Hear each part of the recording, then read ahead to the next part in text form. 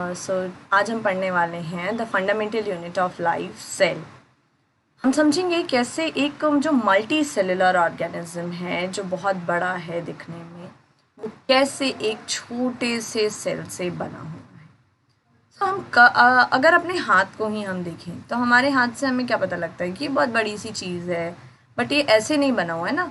इसमें एक बहुत छोटे छोटे पार्टिकल्स हैं जिनको हम सेल कहते हैं। Not only a single cell, but यहाँ पर बहुत सारे सेल्स हैं। यहाँ पर आप कह सकते हो ट्रिलियन सेल्स हैं जो आपस में कंबाइंड हैं, और ये आगे जाके ये सेल टिश्यू बनाते हैं। ये टिश्यू बनाते हैं, फिर बहुत सारे टिश्यू मिलके आपका ऑर्गन्स बनाते हैं, बहुत सारे ऑर्गन मिलके आपका ऑर्गन सिस्टम बनाते हैं, और अल्टीमेटली हमारी ह्यूमन बॉडी बन जाती है। ठीक, तो हमें क्या पता लगा कि जो सेल है, ये पहली चीज़ तो क्या आया कि ये स्मॉलेस्ट है ना। दूसरी चीज़, ये फंक्शनल है। फंक्शनल मतलब एक सेल जो है वो इंडिपेंडेंट एग्जिस्ट कर सकता है, और उसमें जो हो रहे फंक्शंस हैं उन सबको वो कैरी आउट कर सकता है। ठीक है, तो that's why it is called smallest and functional unit of body. जो सेल्स होते हैं, जिन सेल्स का सेम फंक्शन होता है, सपोज कर लो कि किसी का काम है डाइजेशन करने का, जो पर्टिकुलर सेल्स हैं, तो वो सारे सेल्स मिलके ही आपस में टिश्यू बना लेंगे। अब इस टिश्यू का काम क्या रहेगा कि हाँ भाई, इसमें जो सेल्स हैं सारे वो एक ही काम कर रहे हैं, तो ये टिश्यू भी वही काम कर रहा होगा। फिर अल्टीमेटली आ गया ऑर्गन। ऑर्गन क्या है भाई? डाइजेशन कर रहा है। तो डाइजेशन कर कौन रहा है? ऑर्गन नहीं कर रहा है, कर रहा है हमारा जो स्मॉलेस्ट सेल है, वो डाइजेशन कर रहा है, वो उसका फंक्शन है काम का। इसलिए हमारे जैसे जैसे हम आगे बढ़ते जाएंगे उसका फंक्शन वैसा ही होता चला जाएगा। हम मूव करते हैं नेक्स्ट स्लाइड पे। अब हम पहले जानेंगे व्हाट इज सेल। सेल है क्या एग्जैक्ट? तो सेल है बेसिक, मीन्स स्मॉलेस्ट हो गया, और सबसे ज़्यादा बेसिक, सबसे छोटा पार्टिकल हो गया हमारी बॉडी का। बिल्डिंग ब्लॉक क्यों? क्योंकि यहाँ पर ट्रिलियंस ऑफ सेल्स हैं जो कंबाइन कर रहे हैं, और ये अल्टीमेटली जाके एक ह्यूमन बॉडी बना रहे हैं। ठीक है, दैट ऑल लिविंग ऑर्गेनिज्म। ठीक है, अब आए हमारे एक साइंटिस्ट। उनको बहुत ज़्यादा मतलब था कि नहीं, कुछ ढूंढते हैं, कुछ सर्च करते हैं कि ये सेल आया कहाँ से, कैसे हमारी बॉडी बनी है। वो बहुत क्यूरियस थे। तो वो थे रॉबर्ट हुक, जिन्होंने 1665 में एक पहली बार सेल को देखा इलेक्ट्रॉन माइक्रोस्कोप से या सिंपल माइक्रोस्कोप से, और उन्होंने इसकी डिस्कवरी की, जिसको हम कॉक सेल कहते हैं। कहाँ से फाइंड आउट किया? बार्क ऑफ द ट्री से इन्होंने इस सेल को निकाला और उसकी स्टडी की। ठीक है, अब अच्छा, जो रॉबर्ट हुक ने जिस सेल की स्टडी की थी वो डेड सेल था। ठीक है, ये आपको रिमेंबर रखना पड़ेगा कि रॉबर्ट हुक ने क्या किया, डेड सेल की डिस्कवरी करी थी। Moving to the next slide. अभी भाई डिस्कवरी हुई तो डेड सेल की पता लगी, लेकिन क्या लिविंग सेल भी था? हम लिविंग कैसे हैं? ये भाई बहुत ज़्यादा डाउट आ गया इसको। अब इसने पूछा कि भाई हम डेड सेल तो डिस्कवर हो गया, लेकिन डेड सेल ह्यूमन में तो होगा नहीं, तो यहाँ पर हमें पता लगाना पड़ेगा कि लिविंग सेल है या नहीं। तो एक साइंटिस्ट आए, लेवेनहॉक, जिन्होंने 1674 में पहले लिविंग सेल की डिस्कवरी की, जो हमारे अंदर या प्रोकैरियोट्स या यूकैरियोट्स में था। Moving to the next slide. अभी आता है हमारा न्यूक्लियस। अब भाई न्यूक्लियस क्या चीज़ है, इसकी डिस्कवरी किसने करी, ये भी तो जानना ज़रूरी था। तो देखो, पहली चीज़ हम जानते हैं न्यूक्लियस। ये क्या है भाई? बहुत कन्फ्यूजन हो गई बच्चों को कि न्यूक्लियस है क्या। तो न्यूक्लियस है अ डबल मेम्ब्रेन्ड ऑर्गेनेली। भाई सेल, देखो सेल स्मॉलेस्ट है, बट स्टिल सेल के अंदर भी बहुत सारी चीज़ें और प्रेजेंट हैं, जो हम वन बाय वन इस लेसन में पढ़ेंगे। तो न्यूक्लियस जो है ये ब्रेन ऑफ द सेल है। क्या है ये? Brain of the cell. Cell में अंदर हो रही जितनी भी एक्टिविटीज़ हैं, रेस्पिरेशन, एंडोसाइटोसिस, बहुत सारी, वो सारी ही कौन करा रहा है? न्यूक्लियस कंट्रोल कर रहा है। जैसे ह्यूमन बॉडी में ब्रेन हमारी पूरी बॉडी को कंट्रोल करता है, वैसे ही सेल में न्यूक्लियस पूरी बॉडी को कंट्रोल कर रहा होगा सेल की। तो यहाँ क्या है? ये डबल मेम्ब्रेन स्ट्रक्चर है कि इस पे 2 मेम्ब्रेन होती हैं। देखो आपको एक यहाँ पे दिख रही होगी पर्पल, और ये कुछ वाइट सी। ठीक है, that contain the genetic material. Now what is genetic material? तो जेनेटिक मटेरियल वो कोई केमिकल है, वो कोई चीज़ है जो हमारे पेरेंट्स से कह सकते हैं या फादर मदर से हमारी बॉडी में आगे ट्रांसफ़र हो रहा है। दैट यही रीज़न है ना कि हम थोड़े बहुत हमारे फादर और मदर की तरह दिखते हैं। तो कोई ना कोई चीज़ है जो एक जनरेशन से दूसरे जनरेशन में ट्रांसफ़र हो रही है, तो उसको हम कहते हैं जेनेटिक मटेरियल। और क्या करता है भाई? Other instructions required for cellular processes, कि ये बाकी सारे इंस्ट्रक्शन देता है कि भाई सेल को क्या क्या काम करना है। अब ये हो गया भाई, अब कोई ना कोई तो होगा ना जिसने न्यूक्लियस की डिस्कवरी करी, तो वो थे रॉबर्ट ब्राउन। रॉबर्ट ब्राउन ने 1831 में न्यूक्लियस की डिस्कवरी करी for the very first time. Next slide पे आते हैं। अब बच्चों को बहुत ज़्यादा कन्फ्यूजन रहता है कि भाई डिफरेंस बिटवीन साइटोप्लाज्म और एंडोप्लाज्म। कई लोग तो साइटोप्लाज्म और प्रोटोप्लाज्म को एक ही चीज़ समझ लेते हैं, जैसे इनको कन्फ्यूजन हो गई कि भाई दोनों अलग अलग होते हैं क्या। हम लोगों को भी बहुत सारी कन्फ्यूजन होती है। तो हाँ, ये दोनों ही चीज़ अलग अलग होती हैं। देखो, कोई सेल है, सेल में न्यूक्लियस है, ठीक है, तो cytoplasm is all the content inside the cell membrane excluding the nucleus. कि यहाँ क्या हुआ भाई, न्यूक्लियस को छोड़ के जितनी भी ये जगह आपको मिलेगी, ये सारा आपका साइटोप्लाज्म होगा। जो भी मैंने ग्रीन से मार्क किया है वो साइटोप्लाज्म होगा, लेकिन हम यहाँ पर न्यूक्लियस को इंक्लूड नहीं करेंगे। प्रोटोप्लाज्म हम कब कहते हैं? Includes the cytoplasm and the nucleus of the cell. कि जब हम सेल के न्यूक्लियस के साथ पूरा इसको हम पढ़ रहे हैं तो हम इसको प्रोटोप्लाज्म कहेंगे, और जब हम यहाँ से न्यूक्लियस सबट्रैक्ट करके बाकी जो कंटेंट के बारे में पढ़ रहे हैं तो हम उसे साइटोप्लाज्म कहेंगे। अब आपको इसमें कंफ्यूजन नहीं होना चाहिए कि साइटोप्लाज्म और प्रोटोप्लाज्म में डिफरेंस क्या है, इसकी तरह कंफ्यूज मत होना। Moving to the next slide. अभी क्या था भाई, प्रोटोप्लाज्म था, साइटोप्लाज्म था, तो इसके बारे में किसी ना किसी ने तो बताया ही होगा। तो पुरकिंजे एक साइंटिस्ट थे, ये आए 1839 में, जिन्होंने पहली बार टर्म कॉइन किया साइटोप्लाज्म। अब भाई आ गई साइटोप्लाज्म, लेकिन क्या हमें ये पता है कि सबसे पहला सेल कहाँ से आया? हमें ये पता है, हाँ भाई एक सेल है, सेल डिवाइड होता है, 2 सेल बन जाते हैं, आगे फर्दर ये सेल 2 बार डिवाइड हो जाएंगे, आगे सेल बन जाएंगे। लेकिन ये सेल कहाँ से आया, ये किसी को भी नहीं पता था। तो हमारे कुछ साइंटिस्ट आए, उन्होंने डिस्कवरी करी कि भाई ये कैसे आएगा। उन्होंने दिया सेल थ्योरी।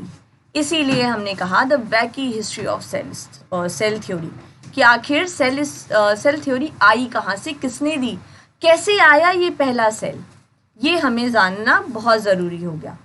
तो ये आया हमारे पास सेल थ्योरी। सेल थ्योरी क्या था?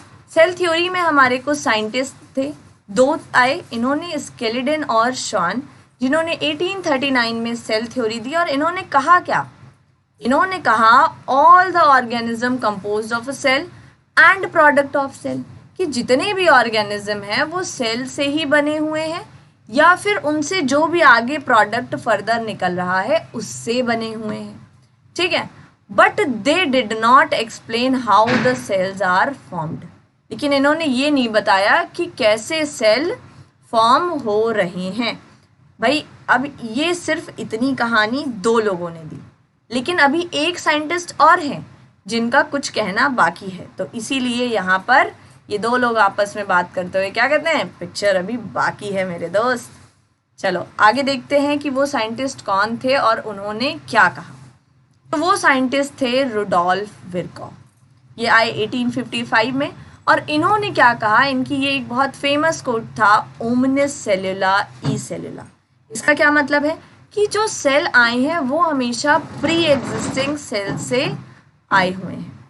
क्या है? All the cell arise from pre existing cell, कि जो भी नया सेल आया है वो पिछले कोई ना कोई पुराने सेल से ही बना हुआ है। जैसे हमने यहाँ पे देखा एक सेल थ्योरी का एग्जाम्पल क्या है कि फर्स्ट स्टेप क्या है, all the living organism are composed of the cell. भाई यहाँ पर जो सेल था वो प्री एग्जिस्टिंग सेल से बन गया नया सेल, और इससे आपके बहुत सारे सेल्स बनते चले गए, और जब ये बहुत सारे बन गए तो इन्होंने एक ऑर्गेनिज्म बना लिया। नेक्स्ट है भाई, अब हमें समझना पड़ेगा यूनिसेल्युलर ऑर्गेनिज्म कौन से होते हैं। बहुत कंफ्यूजन थी भाई, बच्चे नहीं समझ पाए।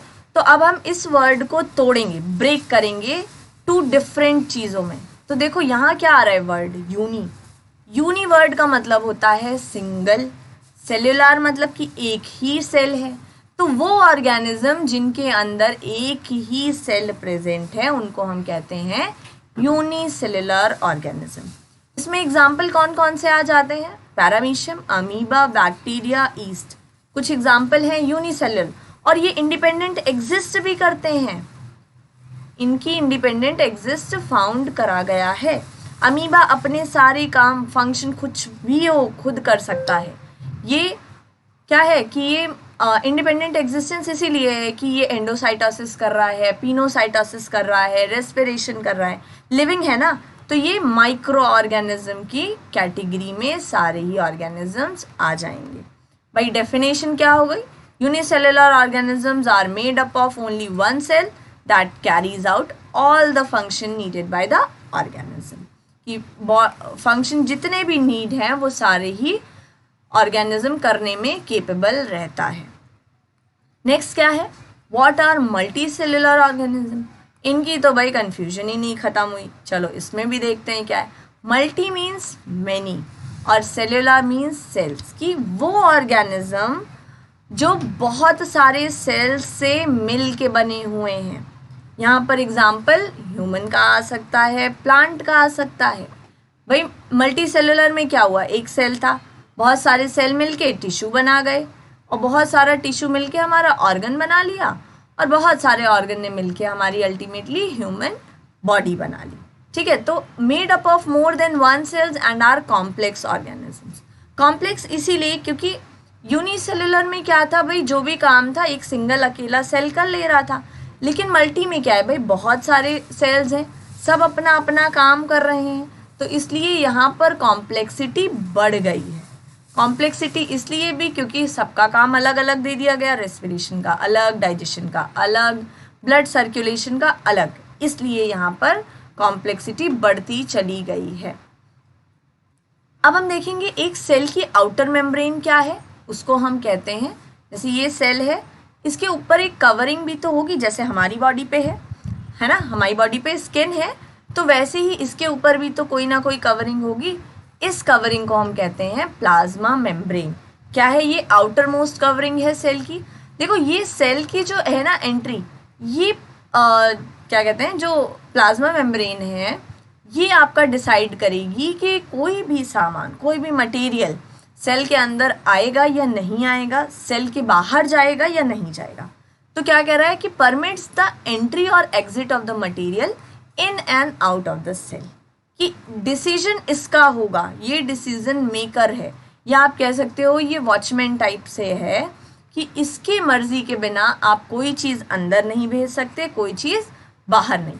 Prevent entry of some material, कि ये कुछ चीज़ों को रोक भी देता है। सपोज आप कर लो कि ये एक कॉलेज है ना, ये कॉलेज है और आपको डेली कॉलेज जाना है ना, लेकिन क्या होता है भाई, गेट पे आपका आईडी चेक हो जाता है, यहाँ वॉचमैन है और वो क्या हुआ, आप एंट्री ले रहे हो, आपका आईडी चेक हो गया। तो एक बच्चे का तो आईडी सही था भाई, वो उसी कॉलेज का था, लेकिन दूसरा उस कॉलेज का नहीं था, तो वॉचमैन ने क्या किया, नो एंट्री, मना कर दिया कि आपको एंट्री नहीं मिलेगी। तो इसीलिए कह रहा है कि ये कुछ चीज़ों की एंट्री प्रिवेंट भी करता है। तो भाई जो प्रिवेंट कर रहा है, नहीं जाने देगा, इसकी वजह से हम इसे और नाम से जानते हैं, जिसे हम कहते हैं सिलेक्टिवली परमिएबल मेम्ब्रेन, कि ये बहुत सिलेक्टिव नेचर की है, कुछ ही चीज़ों को अपने अंदर आने देगी, नहीं तो नहीं आने देगी। नेक्स्ट है हमारा, अब हम देखेंगे भाई प्लाज्मा मेम्ब्रेन का स्ट्रक्चर क्या है। तो प्लाज्मा मेम्ब्रेन जो है हमारी, वो फॉस्फोलिपिड की बाई लेयर से बनी होती है। ये फॉस्फेट्स होते हैं और लिपिड होते हैं, ठीक है। इनमें हाइड्रोफोबिक टेल भी होती है, जो हाइड्रो का मतलब क्या है, वाटर, और फोबिक का मतलब होता है हेट, या कह सकते हो जिसको वाटर से डर लगता हो, है ना।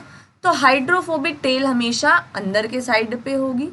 हाइड्रो मतलब वाटर और फिलिक मतलब लविंग।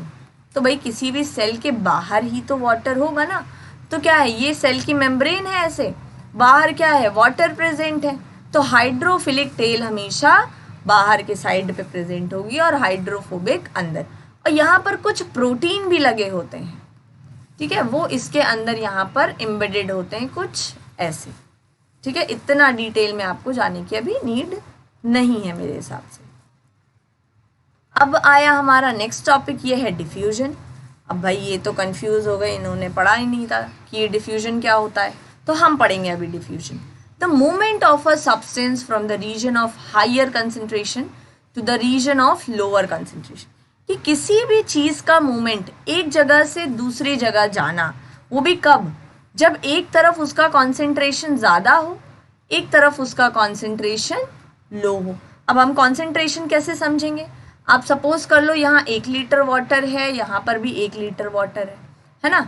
इस 1 लीटर वाटर में हमने 10 स्पून शुगर डाल दिया और इस 1 लीटर में हमने 1 स्पून शुगर डाला है, ठीक है। तो यहाँ क्या है, देखो भाई सॉल्वेंट तो बराबर हो गया ना, वाटर तो हमारा सेम है 1 लीटर, लेकिन जो हमने सल्यूट डाला है, क्या सल्यूट की यहाँ अमाउंट ज़्यादा है और यहाँ पर कम है ना। तो इस वजह से क्या हुआ, इसका कॉन्सेंट्रेशन ज़्यादा होगा, और कॉन्सेंट्रेशन हमेशा हम सल्यूट के ही फॉर्म में देखते हैं, ठीक। तो इसलिए हमेशा मूवमेंट कहाँ होगा, हायर कॉन्सेंट्रेशन टू लोअर। इसको हम एक एग्जाम्पल से समझ सकते हैं, जैसे हमारे ब्लड वेसल्स होते हैं, तो हमारे पास जो आरबीसी है, जो ब्लड हमारा लंग से होके हमारे पास आ रहा होगा, उसमें क्या होगा, उसमें ऑक्सीजन का अमाउंट ज़्यादा होगा और कार्बन डाइऑक्साइड का अमाउंट कम होगा। लेकिन जो हमारे बाकी एक्सटर्नल एनवायरनमेंट होगा, उससे वहाँ क्या होगा, CO2 ज़्यादा होगा, O2 कम होगा।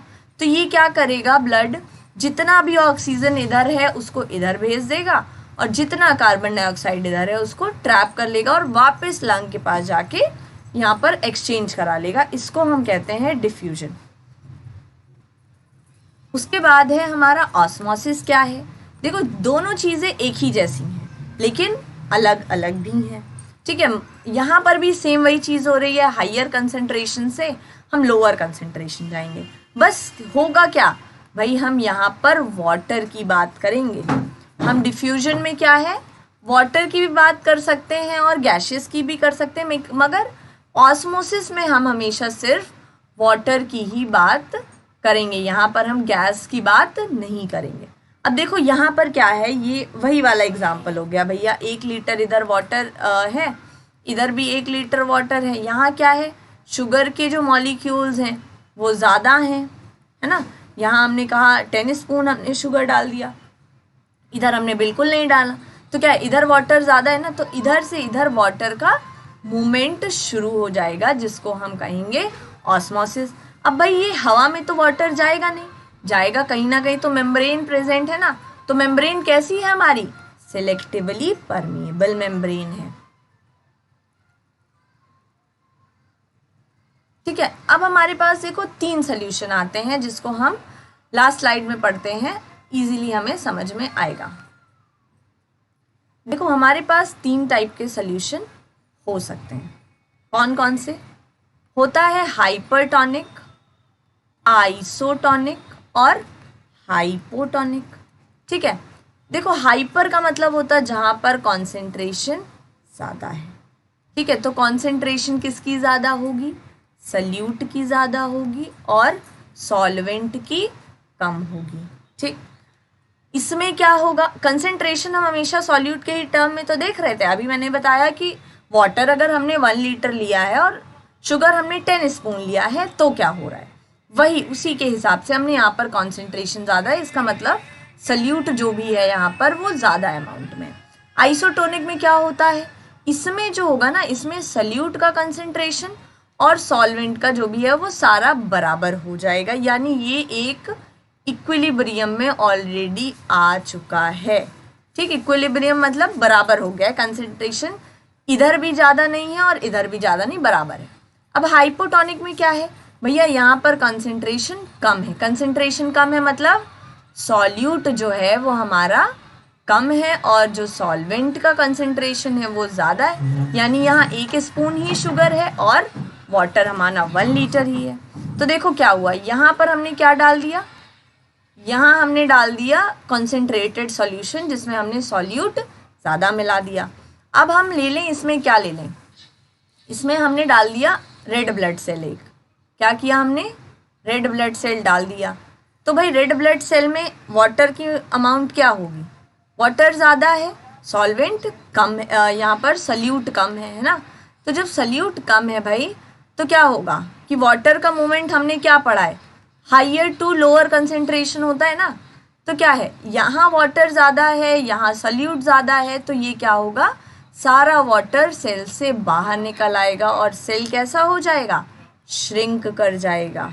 ये बात याद रखें, कोई कंफ्यूजन तो होनी नहीं चाहिए यहाँ पे।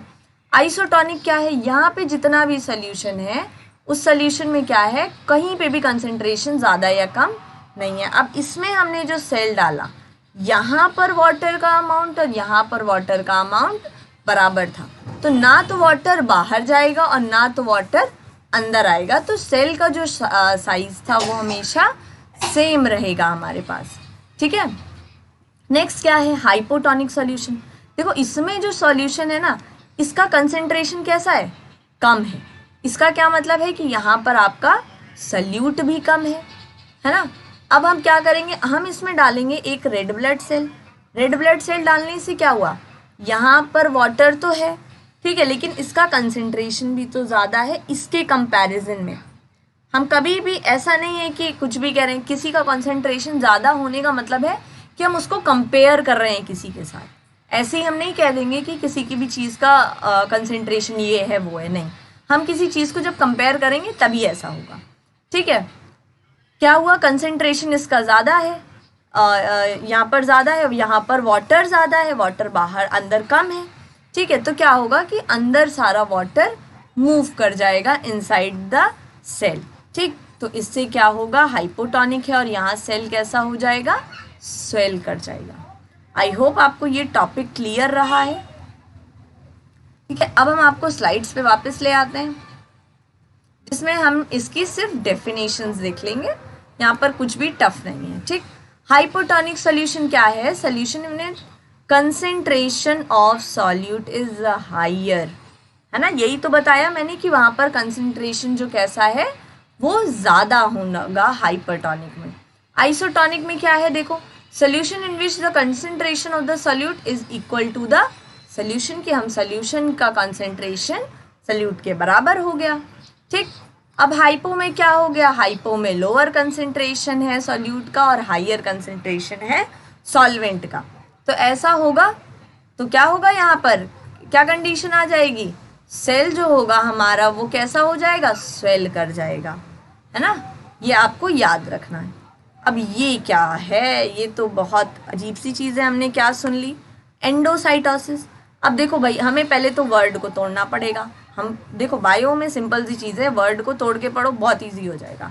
एंडो और साइटो, ठीक, तो एंडो का मतलब होता है इनसाइड, साइटो का मतलब है सेल। ठीक, तो इनसाइड द सेल हम किसी चीज़ को ले रहे हैं। तो क्या कह रहा है कि the flexibility of cell membrane, जो सेल मेम्ब्रेन होती है ये अपने आप को किसी भी शेप में लाने में केपेबल होती है, बहुत फ्लेक्सिबल होती है। Helps the cell to engulf, engulf मतलब क्या है, उसको अपने अंदर लेना है cell, the food and also the other material from the external environment, कि वो फूड को जब हम अंदर ले रहे हैं या किसी भी चीज़ को तो हम उसको एंडोसाइटोसिस कह रहे हैं। अच्छा, अब इसको हम देखेंगे भी कि आखिर ये हो कैसे रहा है ना। तो यहाँ पे देखो एंडोसाइटोसिस क्या है कि सेल मेम्ब्रेन है, जब उसने देखा कि कोई फूड पार्टिकल उसके पास आया तो उसने अपने फॉल्स हैंड बना लिए। ठीक है, फॉल्स हैंड मतलब ये कुछ टाइम के लिए ही बने होंगे। ठीक है, इन फॉल्स हैंड को हम जानते हैं स्यूडोपोडिया, यहाँ लिखा भी है स्यूडोपोडिया नाम से। ठीक, ये क्या करेगा, ये इस पे आएगा और ऐसे अपनी मेम्ब्रेन को क्रिएट कर लेगा और फूड को सेल के अंदर ले लेगा। ठीक, तो इसको हम एंडोसाइटोसिस कहते हैं। तो फैगोसाइटोसिस का मतलब है कि जब वो किसी फूड पार्टिकल को सेल के अंदर ले रहा है। ठीक, पिनोसाइटोसिस, एक्स्ट्रा सेलुलर फ्लूइड मतलब वो जब, पिनो वर्ड से आप समझ लो पानी, ठीक, कि वो जब पानी पी रहा है या कोई लिक्विड है। ठीक, तो यहाँ पर भी क्या हुआ, लिक्विड आया, इसने अपने फॉल्स हैंड्स बनाए और बनाने के बाद इसने अपना एक वाटर अंदर ले लिया पार्टिकल बना के। अच्छा, रिसेप्टर मीडिएटेड एंडोसाइटोसिस क्या है, ये हम बात करेंगे उसमें पढ़ते हैं हम, ये न्यूरॉन्स वगैरह में जब आपका कुछ से वहाँ पे मटेरियल रिलीज होता है जो सेल से रिलेटेड होगा कि हाँ भाई ये आएगा तभी हम आगे फंक्शन करेंगे, है ना। ये आएगा, यहाँ पे कुछ रिसेप्टर्स लगे होंगे। रिसेप्टर कौन होते हैं, जो पर्टिकुलर चीज़ को एक्सेप्ट कर रहे हैं। इसको हम डिटेल्ड में पढ़ेंगे, ठीक है, आगे क्लासेस में। तो इसको हम अंदर ले लेंगे और ये अंदर आ गया जो भी है वेसिकल बना के।